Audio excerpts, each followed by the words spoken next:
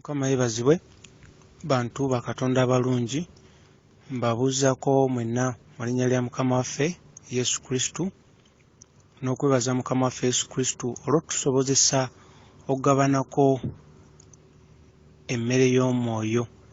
Ekyo ekigambo kya Mukama waffe Yesu Kristo akaseera kano.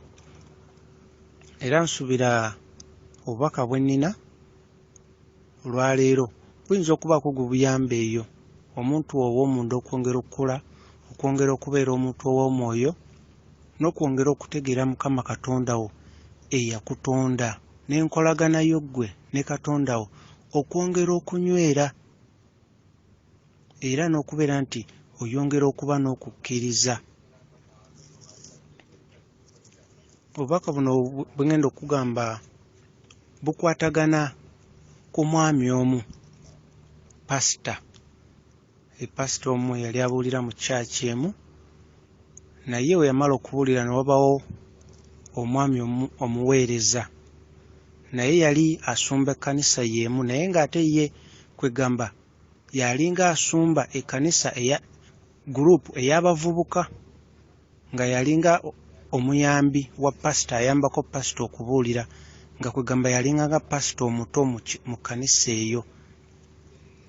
Kati omusumba ono, omwami ono yajja n'abuuza pasita we omukulu, n'amugamba, pasita, ndaba osabira abantu era n'obasabira ne tulaba abawona, n'okola ne deliverance ne tugirabako, naye ate oluusi ne ndaba waliwo olujja okusabira abantu ne wabaawo b'otasabira, abalala n'obayitako, abamu ne banyiiga ne bagamba oba toyagadde basabira.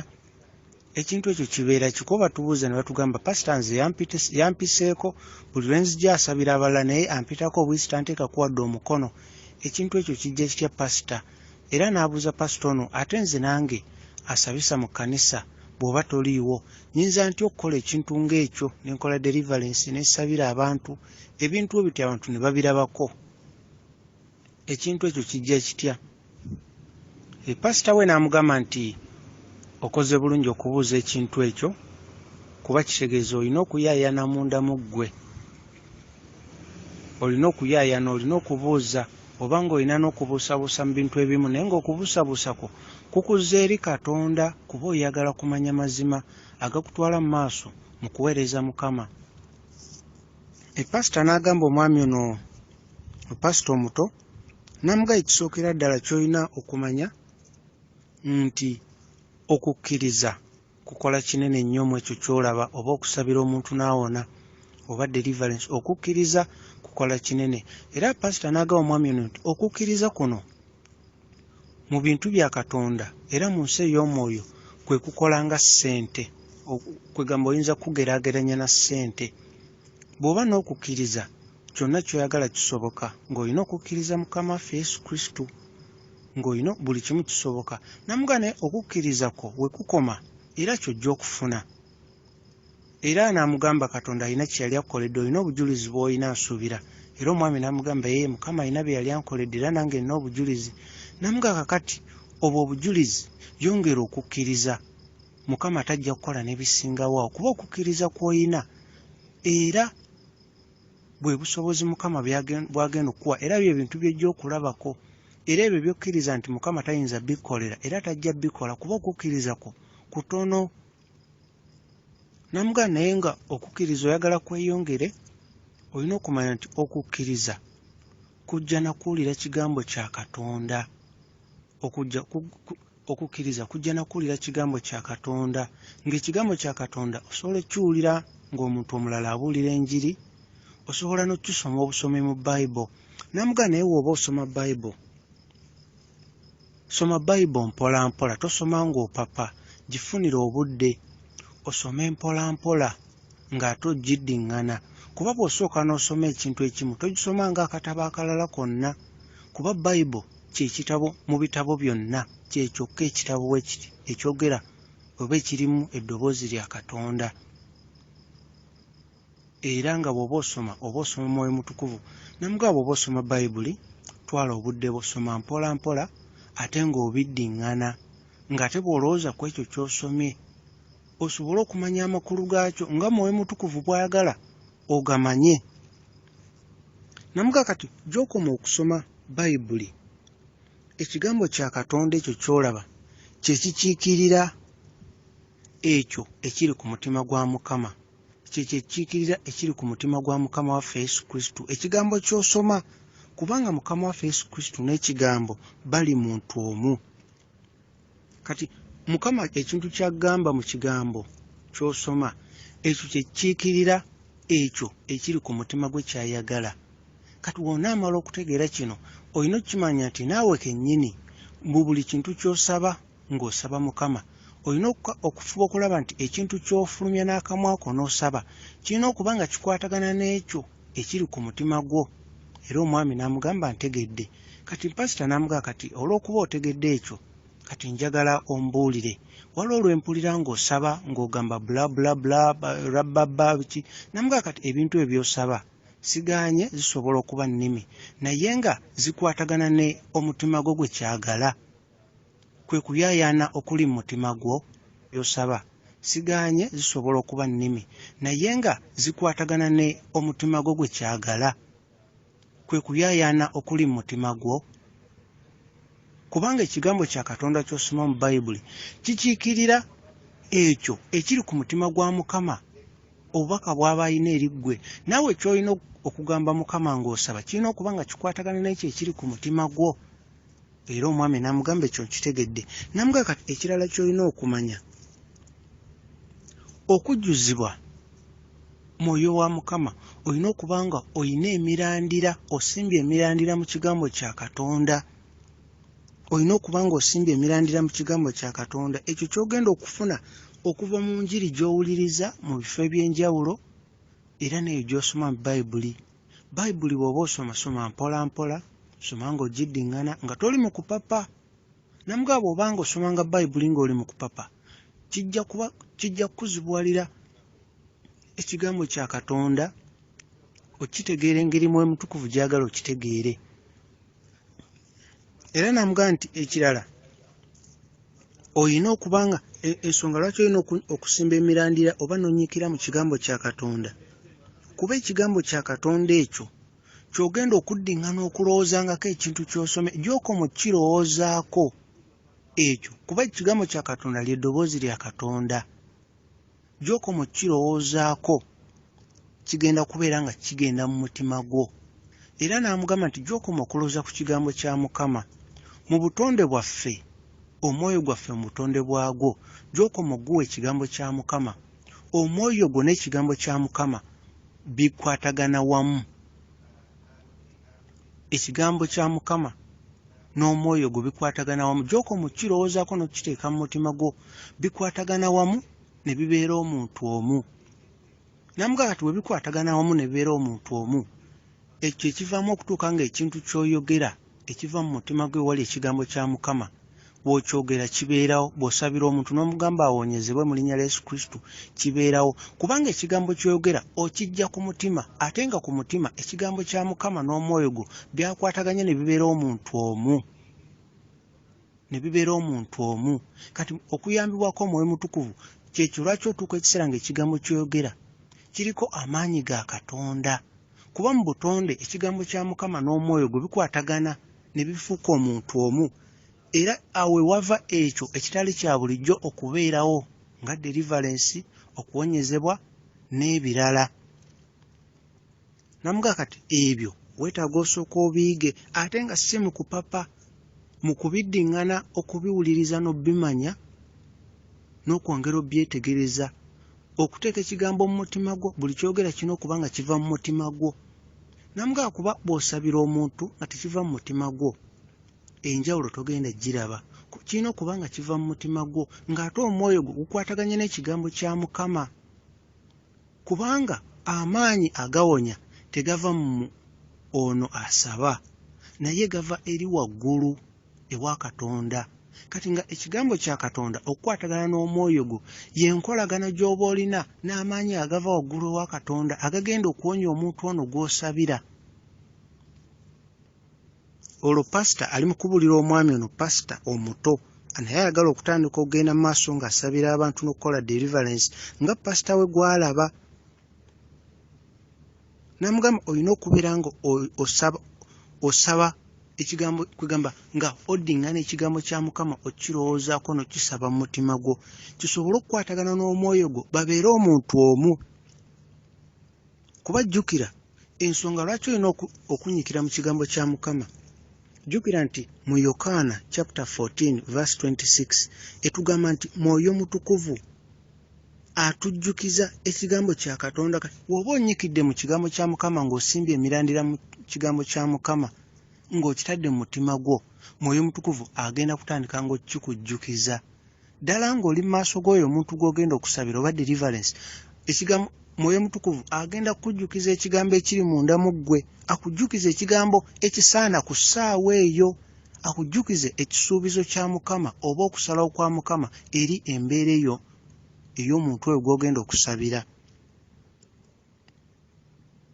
Era Nsumba n'ategeeza omwami ono nti oluusi oyinza okulaba nga ajja okusabira abantu, abamu n'abayitako, abalala n'atabasabira, abalala n'abasabira.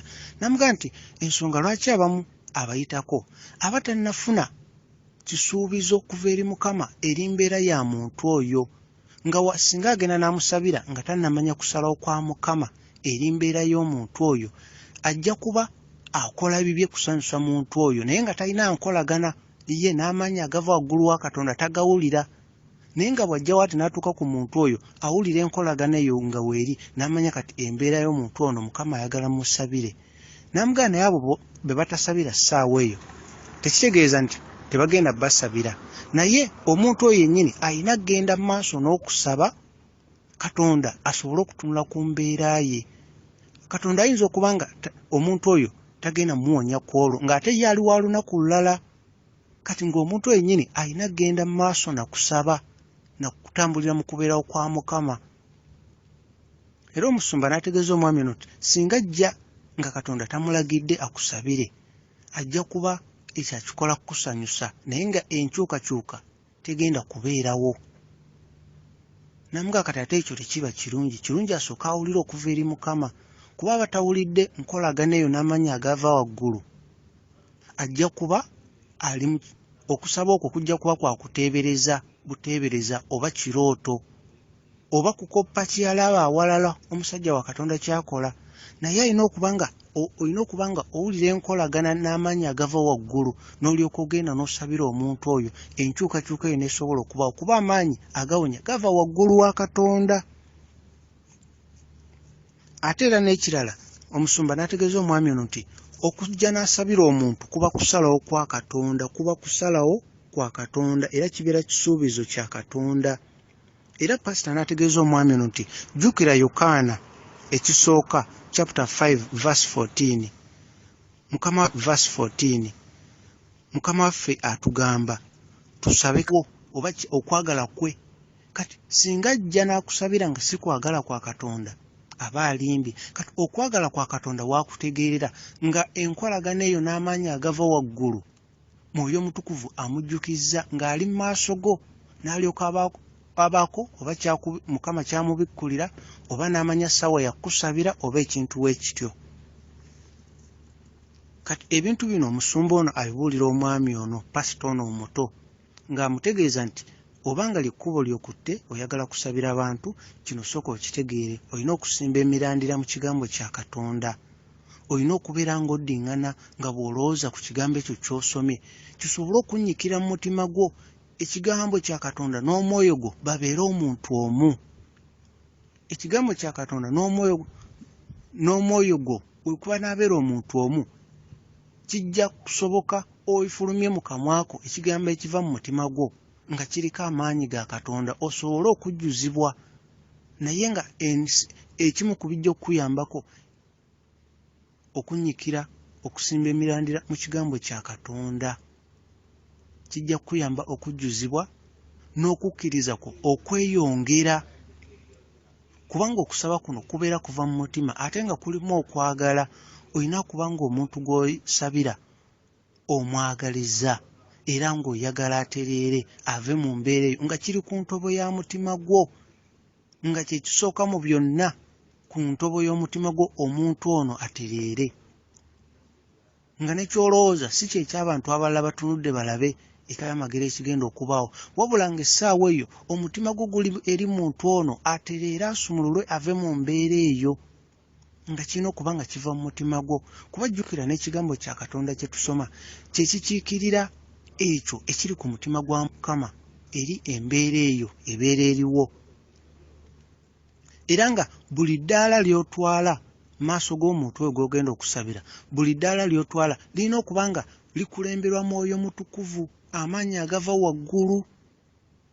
Buli ddaala nga liva eri Mukama, buli kikolwa kyonna ky'oba okola essaawa eyo.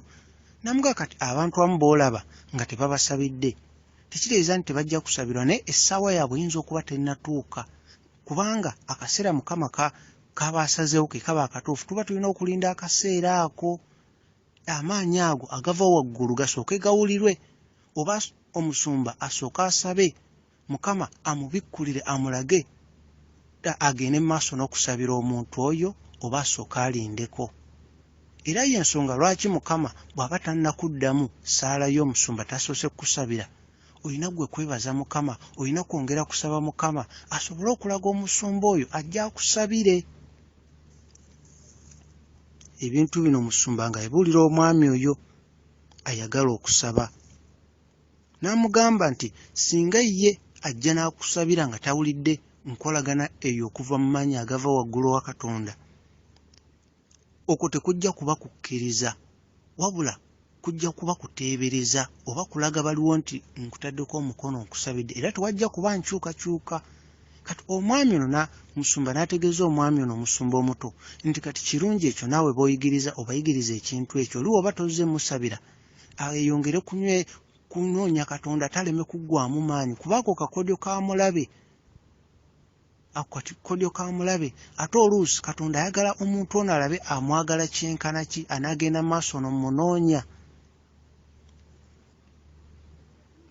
Ebintu bino byonna omusumba yabadde abibuulira omwami ono nga agezaako mugamba nti buli kigambo ky'oyogera ng'osabira omuntu kirina okuba nga kikwatagana, kiriko amaanyi agakwatagana nakyo, amaanyi ago agava mu ggulu, nga kyo kijja oluvannyuma lw'ekigambo kya Mukama Katonda okukwatagana n'omwoyo gwo ne babeera omuntu omu. Era omusumba n'ategeeza omwami ono nti awatali maanyi ga Katonda agava mu ggulu, okukwatagana n'omutima gwo ogulimu ekigambo kya Katonda ne babeera omuntu omu, oba tosobola kuleeta Yesu Kristo mu mbeera ku ssaawa eyo n'ajja Yesu Kristo, oba tosobola mmuleeta, naye omutima gwo, omwoyo gwe gukwatagana n'ekigambo kya Katonda ne babeera omuntu omu, kye kikuwa enkolagana n'amaanyi agava waggulu ewa Katonda. Yesu Kristo n'asobola okujja ku mbeera eriwo essaawa eyo n'abaako kyakola n'akyusa, kubanga jjukira ggwe osobola okuteeka omukono gwo ku muntu n'oyogera awonyezebwa, naye amaanyi agawonya guba mwoyo ogwo ogwa Katonda, Mwoyo Mutukuvu aba akulimu, yakola enkyukakyuka eyo. Gw'oba okoze ky'osobola okukola era ky'osobola okukomako okuteeka ku muntu mukono n'okwogera, naye enkyukakyuka ekolebwa mwoyo wa Katonda. Kati bw'oba tonnawulira nkolagana na mwoyo wa Katonda, sooka olinde okusaba, sooka ogende mu maaso nga weeteekateeka omala okufuna ekyo munda mu ggwe, enkolagana eyo, amaanyi ago, owulire nga okukwatagana weekulina amaanyi ago, olwo otegeere nti eno essaawa ey'okusabira muntu ono oba abantu bano. Okusalawo kuba kulina kuva eri Mwoyo Mutukuvu nti kati genda osabire omuntu oba genda okole deliverance. Weebityo omwami bwe yadde abuulira omusumba ono omuto, naye nga yeeteekera okugenda mu buweereza obw'okusabira abantu era n'obukola deliverance.